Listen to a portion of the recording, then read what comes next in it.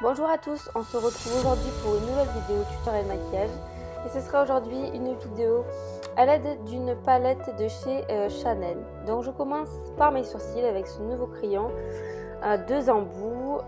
Donc je commence par faire un trait en dessous et au-dessus de mon sourcil et je vais ensuite les remplir. De l'autre côté, c'est un illuminateur. Je vais ensuite les brosser à l'aide d'un goupillon afin que l'aspect de mes sourcils soit bien net et qu'il n'y ait pas d'amas de matière.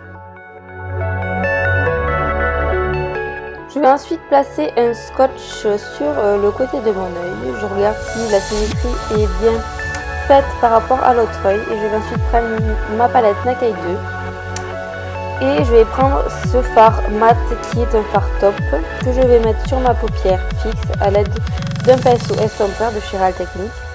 Donc je réintensifie plusieurs fois la matière en réapposant plusieurs fois ce fard top, j'ai envie qu'il se voit bien.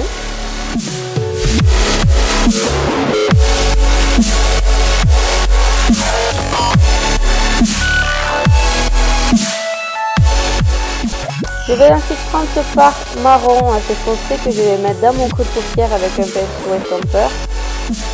Je ne vais pas le mettre précisément, je vais le mettre de façon assez grossière, on va dire. Et je vais faire en sorte qu'il n'y ait pas de démarcation en estompant bien.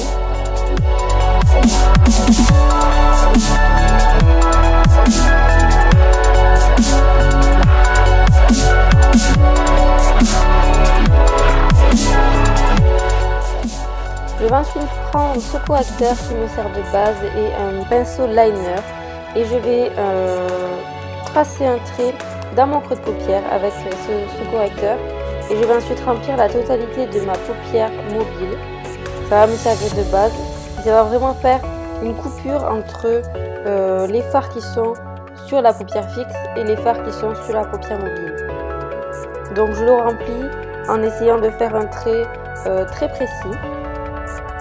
Et c'est donc avec cette palette que je vais me maquiller. Donc je vais prendre le fard violet foncé avec ce pinceau plat. Donc ce sont des fards qui sont irisés, sauf ce violet là. Donc je vais le mettre au coin externe avec le pinceau plat. Je le tapote dans mon coin externe, vraiment le long du scotch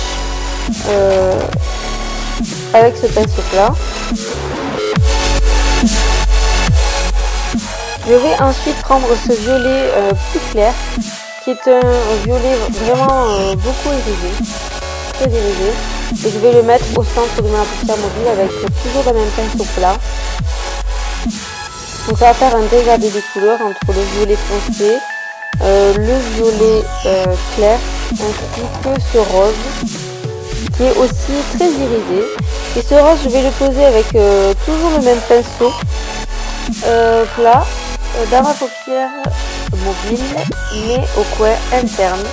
Ça va me servir de coin lumière et je vais ensuite prendre cette couleur mort dorée avec ce pinceau eyeliner que je vais mettre précisément dans mon coin interne et ça va faire un très beau coin lumière.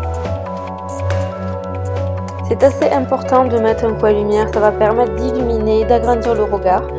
Et la lumière va bien accrocher aux endroits où elle se pose d'habitude naturellement, mais là ça va un peu l'aider. Avec un pinceau estompeur, je vais un peu repasser sur les fards que j'ai posés précédemment, histoire qu'il n'y ait pas de démarcation.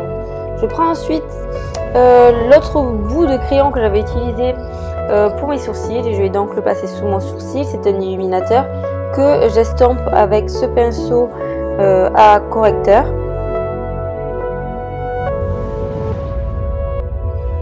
Pour intensifier mon regard, je vais prendre ce noir mat de la palette Naked 2 et je vais le poser vraiment dans mon creux de paupière mais au coin externe.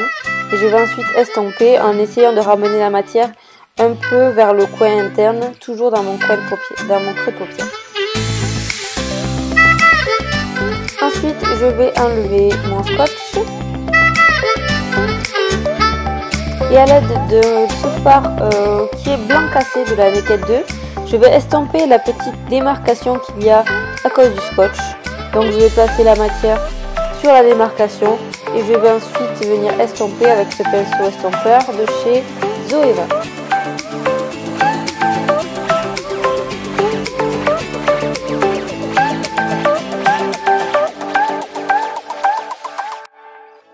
Je vais placer ce fard violet, le premier que nous avons utilisé dans mon ras de cils inférieur pour faire ressortir et intensifier le regard et pour qu'il n'y ait pas seulement la paupière du haut qui soit maquillée. Il faut vraiment qu'il y ait un équilibre entre le bas et le haut.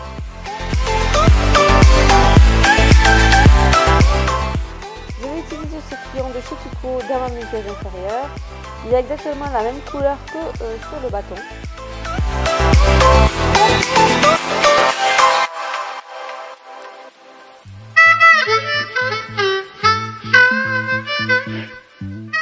Je passe au mascara, mais je vous passe cette étape. Je passe ensuite au correcteur. Je vais prendre ma palette de chez Make Up Revolution et je vais ensuite le poser sous mon œil pour cacher mes cernes. Ça va me servir d'anti-cerne avec cette éponge type Beauty Blender de chez Kiko. Donc je tapote bien la matière histoire qu'il n'y ait pas de paquet et histoire de ne plus avoir de cernes.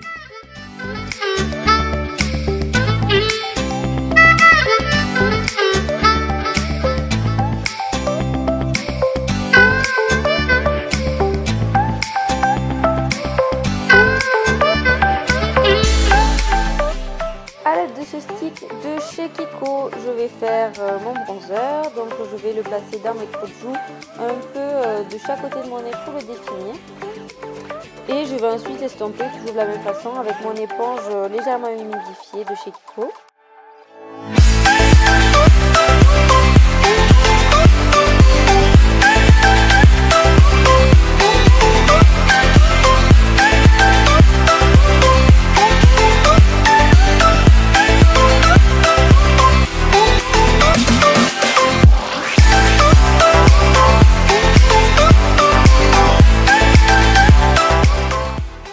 Ensuite faire la même chose avec l'illuminateur que je vais mettre juste au-dessus de ma joue pour que la lumière accroche bien le dessus de mon nez. Je vais ensuite l'estomper avec ce pinceau correcteur de chez Zoeva. Pour fixer mon anti-cerne, je vais prendre cette poudre de chez Bourjois qui est une poudre libre en teinte 02 et je vais la mettre toujours de la même façon avec mon éponge de chez Kiko. Elle est beaucoup plus fine utilisée comme ça qu'avec un pinceau.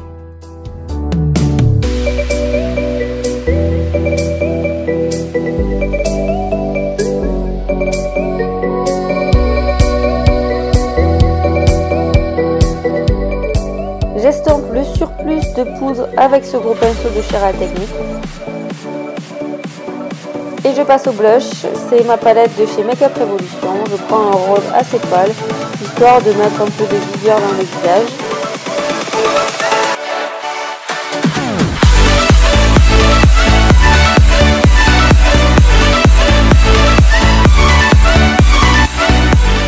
Pour mes lèvres, je vais prendre ce crayon violet, toujours de chez Kiko.